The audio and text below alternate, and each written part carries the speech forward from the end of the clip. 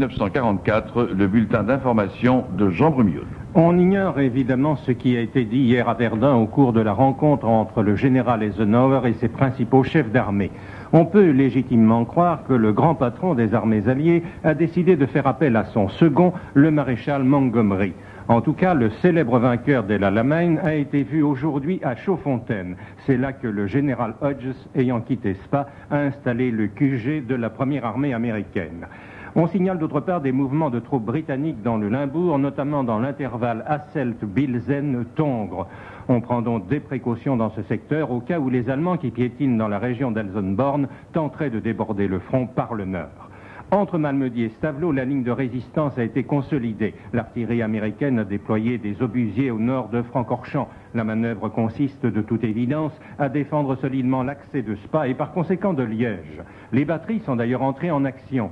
Des réfugiés civils arrivés à Spa ont raconté que de jeunes SS, furieux de voir leur rang décimé par les obus, sèment la terreur dans les villages de la région. Des habitants auraient été massacrés à Ster, Renardmont et Parfondruy. Stavelot a été reprise hier rue par un bataillon de fusiliers américains, de sorte que la colonne Panzer engagée dans la vallée de l'Amblève se trouve isolée à Stoumont.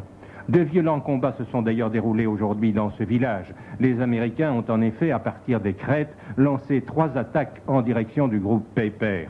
La première vers Stoumont, où l'on n'ignore pas que 250 enfants sont abrités tant bien que mal dans les caves du préventorium Saint-Édouard. Mais le bâtiment lui-même